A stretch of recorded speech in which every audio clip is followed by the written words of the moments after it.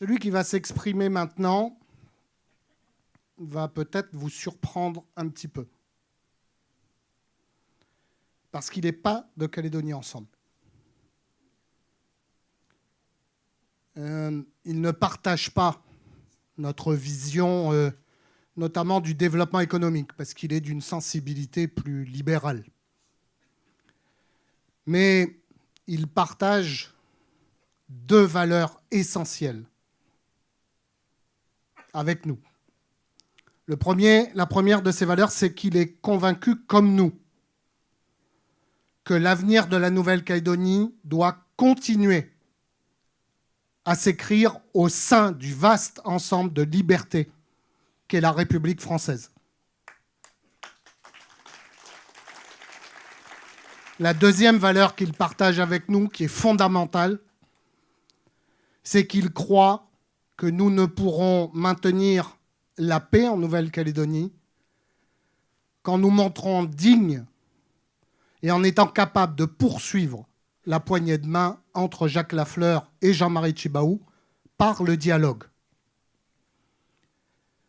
Il a pris position ces derniers jours en toute liberté parce qu'il n'est pas candidat dans cette élection et en toute responsabilité parce que, après 30 années de mandat et de vie politique, il sait peut-être mieux que d'autres, plus jeunes en politique, à quel point le dialogue est précieux pour maintenir la paix.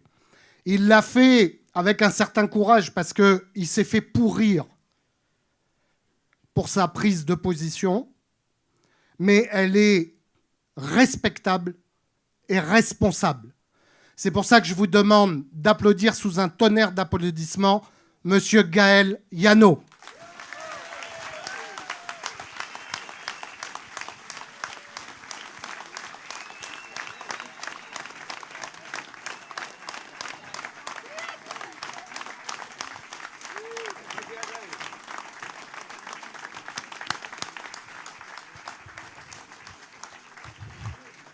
Mes amis, c'est une surprise. Vous ne vous y attendiez pas. Ça a été décidé assez récemment. Merci Philippe pour cette invitation. Alors, je suis depuis quelques minutes à côté. Ghislain, tu m'as donné une frayeur quand tu as commencé à me parler de l'anecdote. J'ai entendu mon nom avec d'autres noms. Je me suis dit, qu'est-ce qu'il va dire ? Surtout qu'il n'est pas au courant que je vais intervenir, mais bon, ça va. Parce que je me suis dit, autrement je vais être mal. Mais je confirme. Mais t'as pas parlé de la gueule de Yano quand t'as fait ça. Mais parce que Yano, il n'a pas le même style que toi. T'es d'accord avec moi? Notamment, vous allez voir dans mon expression, même si Ghislain et moi, nous sommes deux Calédoniens de plusieurs générations, c'est vrai qu'on ne s'exprime pas tout à fait de la même façon. Mais je peux m'adapter en privé aussi. Hein. Mais en public, j'essaie quand même un peu différent. Mes amis, si je suis venu ce soir pour le dernier meeting de la campagne électorale des élections provinciales des listes de Calédonie Ensemble, ce n'est pas un hasard. Ce n'est pas également par opportunité. Ce n'est pas par intérêt. C'est parce que je suis venu, Philippe le rappelait, en homme libre. En Calédonien investi de responsabilités, mais d'autant plus libre que je ne suis pas candidat à ces élections. En revanche, c'est vrai que mon parcours politique, excusez-moi de le rappeler en quelques mots, mais élu depuis maintenant 30 ans, à l'âge de 27 ans au début, avec plusieurs fonctions que vous connaissez à la mairie de Nouméa, à l'Assemblée nationale, au Congrès, à la province sud, on ne peut pas être indifférent à l'échéance de dimanche prochain. Cette échéance, vous le savez, cela vous a été rappelé, elle est capitale, elle est essentielle. Et il faut impérativement que ce soit les meilleurs, que ce soit celles et ceux qui partagent nos convictions, qui puissent défendre au Congrès, dans les 3 provinces, les idées que vous partagez et que je partage en grande partie. Ces femmes et ces hommes sont là, ce sont les candidats des listes de Calédonie Ensemble qui se présentent au suffrage des Calédoniens dimanche prochain.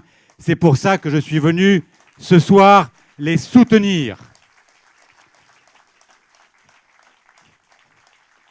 Ce soutien, Philippe, il est fait de mon enracinement et de mon ADN dans mon combat politique, qui est celui que nous avons connu à un temps auprès de Jacques Lafleur, celui de défendre la Nouvelle-Calédonie dans la République française.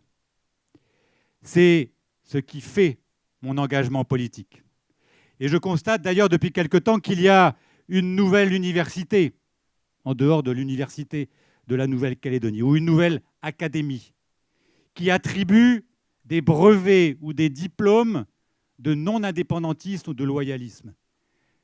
Mais qui sont ces gens pour dire que tel ou tel est non-indépendantiste ou n'est pas loyaliste? D'où sortent-ils? D'où sortent-ils? Quelle est leur expérience politique pour attribuer de tels diplômes? En tout cas, en ce qui me concerne, je considère qu'ils ne sont pas habilités à le faire. Je ne leur conteste pas le fait qu'eux aussi sont des non-indépendantistes. Mais comment peuvent-ils contester le fait que les candidats de Calédonie Ensemble pourraient éventuellement ne pas être pleinement non-indépendantistes? Oui, je le dis, si je suis ici, c'est parce que je suis bien convaincu que Philippe Gomez, que j'ai pu pratiquer, si vous m'exprimez l'expression, si vous m'autorisez l'expression, pendant des dizaines et des dizaines d'heures, plus d'une centaine d'heures, dans le groupe du dialogue l'année dernière, avec Philippe Michel. J'ai pu voir, j'ai pu confirmer son implication et sa détermination à défendre l'enracinement de la Nouvelle-Calédonie au sein de la République française. Donc, ce faux procès de trahison, de magouille, d'éventuelles négociations d'indépendance-association, avec le recul que j'ai, que d'autres ont également, on connaît ça. Jacques Lafleur, en 88, quand il a serré la main de Jean-Marie Tjibaou, c'était déjà un vendu aux indépendantistes. Certains le prétendaient. Quand il a signé l'accord de Nouméa en 98, avec Roch Wamitan, Paul Néautine et la délégation du FLNKS, il avait là aussi vendu la Calédonie française aux indépendantistes. Et on voit bien qu'aujourd'hui, en 2019, nous sommes toujours dans la République française. Donc c'est toujours le travers de celles et ceux qui accusent les vrais responsables qui dialoguent avec les indépendantistes et qui les soupçonnent de trahison. Pour défendre la République française, ça ne suffit plus de brandir le drapeau tricolore. C'est important, je le fais, mais ça ne suffit pas. Il faut impérativement le dialogue. Parce que le dialogue est source de solutions, le dialogue est source d'accords, le dialogue est source de paix. Sans dialogue, mes amis, il n'y aura pas de sortie paisible de l'accord de Nouméa.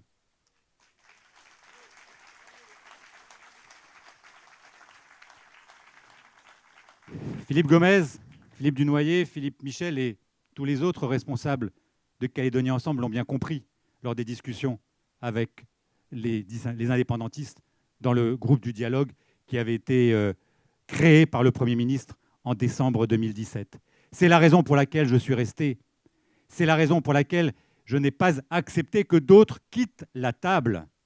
Parce qu'il est plus facile de quitter la table et de faire des déclarations fracassantes devant des micros et des caméras auprès des journalistes pour dire qu'on veut combattre l'idée de l'indépendance, plutôt que de rester autour de la table et effectivement de contredire les indépendantistes droit dans les yeux, en face à face.